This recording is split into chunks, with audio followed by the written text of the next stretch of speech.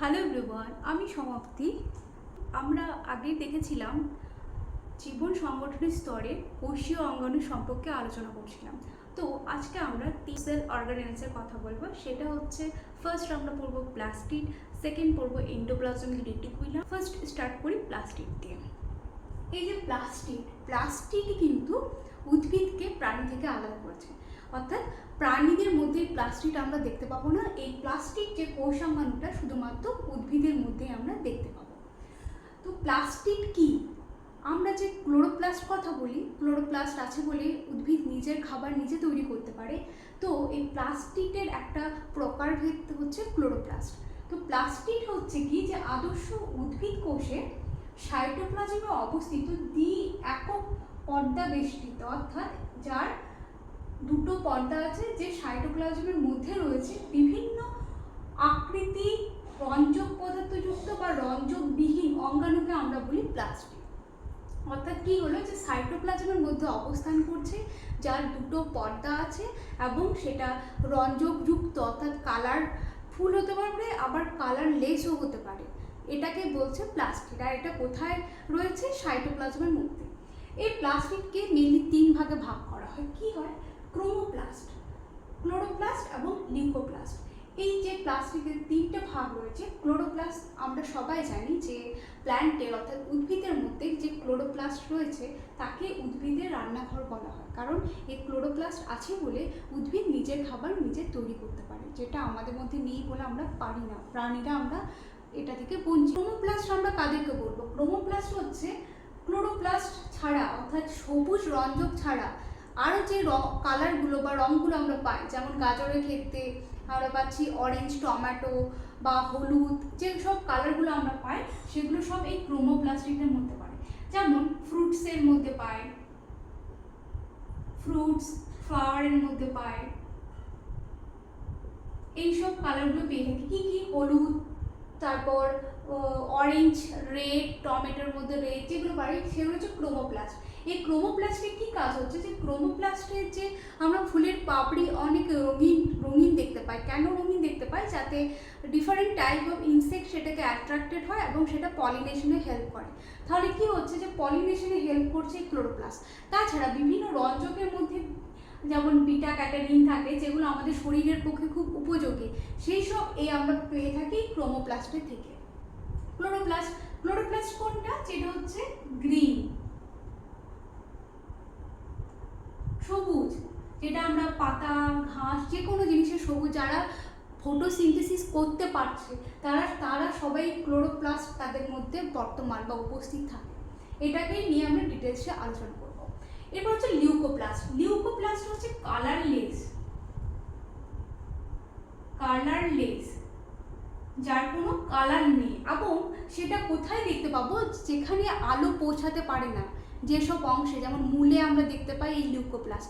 এই লিউকোপ্লাস্টের কাজ হচ্ছে স্টোরেজ রাখা, যেমন হচ্ছে স্টার্চকে স্টোর করে রাখা বা প্রোটিনকে স্টোর করে রাখা বা বিভিন্ন ধরনের লিপিডকে স্টোর করে রাখা এই লিউকোপ্লাস্টের কাজ। এরপর আমরা ডিটেলসে দেখব যে প্লাস্টিকের যে ক্লোরোপ্লাস্টের গঠন কি হয়, সেটা আমরা ডিটেলসে দেখব। ক্লোরোপ্লাস্ট অর্থাৎ ক্লোরোপ্লাস্ট হচ্ছে পাতার রান্নাঘর। আমাদেরও রান্নাঘর আছে, রান্নাঘর আমাদের রান্নাঘর। তো আমাদের পাতার ক্লোরোপ্লাস্টের মধ্যে উদ্ভিদের রান্না হয়। এই ক্লোরোপ্লাস্টে ওদের রান্নাঘরে কি কি পাওয়া যায় সেটাই আমরা দেখব। তো ক্লোরোপ্লাস্ট মেনলি তিনটি অংশ নিয়ে গঠিত। কি কি? সেটা হচ্ছে আবরণী অর্থাৎ এনভেলপ, আবরণী। সেকেন্ড হচ্ছে থাইলাকয়েড,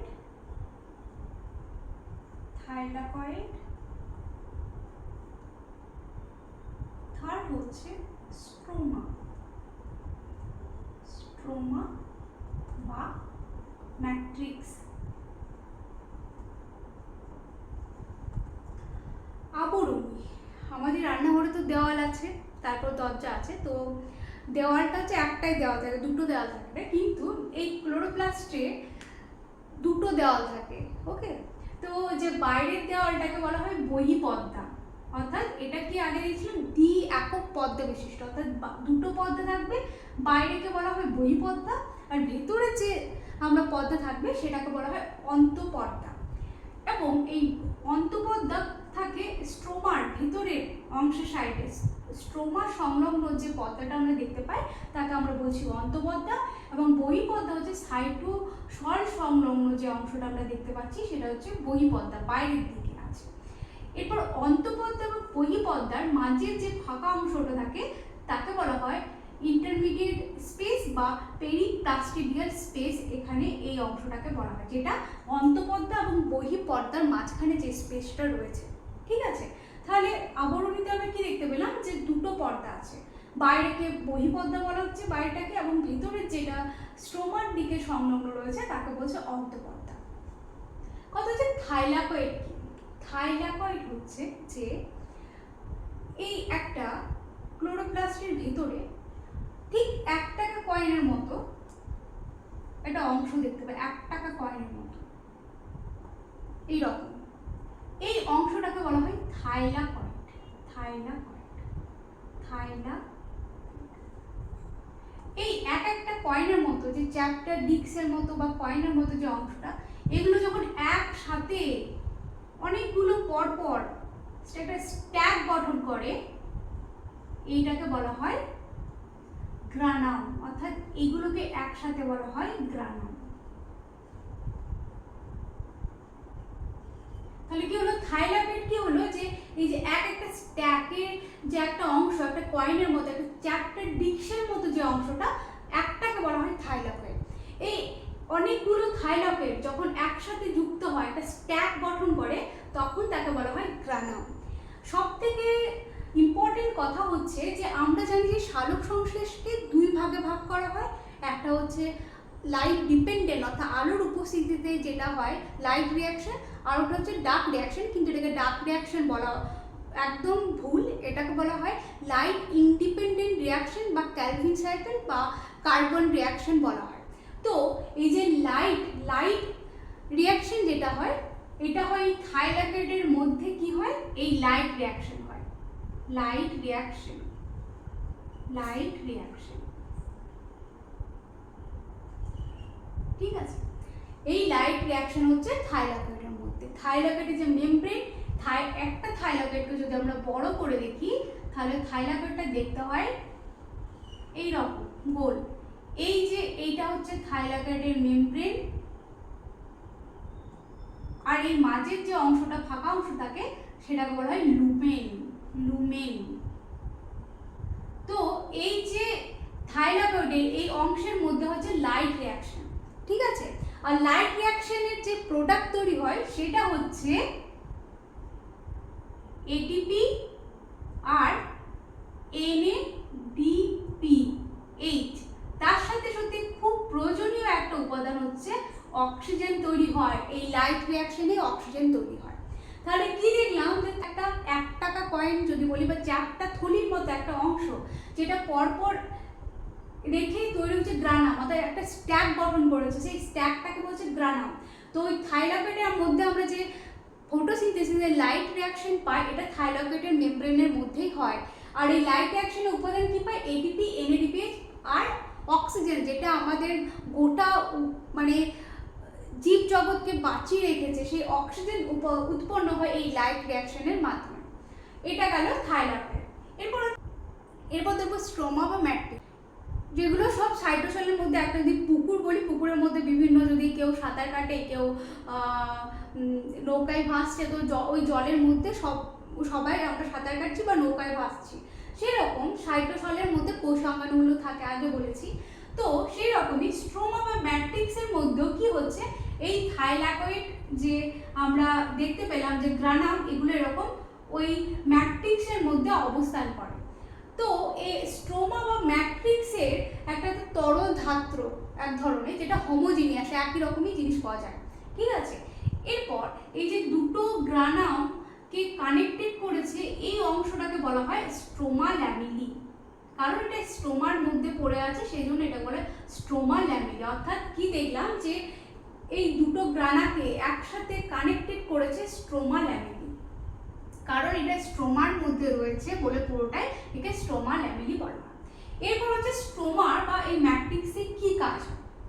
আগে দেখলাম থাইলাকয়েডের লাইট রিঅ্যাকশন হচ্ছে লাইট ইন্ডিপেন্ডেন্ট, অর্থাৎ ক্যালভিন সাইকেল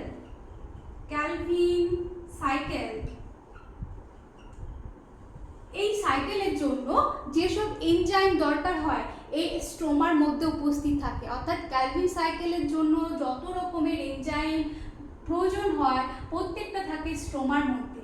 আর আমরা দেখলাম যে লাইট রিঅ্যাকশনের যে উপাদানগুলো তৈরি হলো এটিপি এবং এনএডিপিএস, এগুলো ব্যবহার করা হয় লাইট রিঅ্যাকশনের যে প্রোডাক্টগুলো এটিপি আর এনএডিপিএস, এটা ইউজ হয় ক্যালভিন সাইকেল। এই ক্যালভিন সাইকেলে আমরা কি দেখতে পাই? আমরা ক্যালভিন সাইকেলে দেখতে পাই যে গ্লুকোজ উৎপন্ন হয়, ঠিক আছে, গ্লুকোজ বা শর্করা উৎপন্ন হচ্ছে বা C6H12O6। ওকে, তাহলে এটা পুরোটা ছিল প্লাস্টিড কি, তার কি ফাংশন, কেমন তাদের মধ্যে কি রয়েছে সেটা আমরা দেখলাম। এন্ডোপ্লাজমিক রেটিকুলাম হচ্ছে এন্ডোমিক্স হচ্ছে ভিতরে, প্লাজমিক অর্থাৎ সাইটোসলের মধ্যে রেটিকুলাম অর্থাৎ একটা হচ্ছে চালকাকার যে গঠন আমরা দেখতে পাই সাইটোসলের মধ্যে, সেটাকে বলা হয় এন্ডোপ্লাজমিক রেটিকুলাম। অর্থাৎ কি বলছে, আদর্শ কোষে অবস্থিত একক পর্দা বিশিষ্ট, যার একটাই পর্দা, এখানে কিন্তু দ্বিপর্দা নেই, নলাকার অঙ্গাণু একক পর্দাবিত নালী বা থলিগুচ্ছ সংযুক্ত হয়ে যে জালক সৃষ্টি করে তাকে এন্ডোপ্লাজমিক রেটিকুলাম বলা হয়। অর্থাৎ এটা হচ্ছে নিউক্লিয়াসে যে নিউক্লিয়ার মেমব্রেন, তার দুটো মেমব্রেন ছিল, একটা ইনার মেমব্রেন, একটা হচ্ছে আউটার মেমব্রেন। তো আউটার মেমব্রেনে যে কন্টিনিউ গ্রোথ করে এই এন্ডোপ্লাজমিক রেটিকুলাম তৈরি হচ্ছে, অর্থাৎ এন্ডোপ্লাজমিক রেটিকুলাম নিউক্লিয়াসের সঙ্গে একদম অ্যাটাচ আছে। ঠিক আছে, কথা হচ্ছে যে এন্ডোপ্লাজমিক রেটিকুলাম নিউক্লিয়াসের সাথে অ্যাটাচ থাকতেই গেল না, এটা তো দূরে থাকলেই পারতো, হঠাৎ করে এখানে নিউক্লিয়াস, এটা হচ্ছে নিউক্লিয়াসের একদম সংলগ্ন আছে, কেন নিউক্লিয়াসে থাকার কোনো দরকার ছিল না? কারণ হচ্ছে আমরা জানি নিউক্লিয়াসের মধ্যে ডিএনএ রেপ্লিকেশন হয়, ট্রান্সক্রিপশন হয়, ট্রান্সলেশন হচ্ছে সাইটোসলের মধ্যেই ট্রান্সলেশন হয়। ঠিক আছে, অর্থাৎ ট্রান্সলেশনের জন্য যে রাইবোজোম লাগে আমাদের, ট্রান্সলেশন মানে হচ্ছে প্রোটিন সিনথেসিস করবে,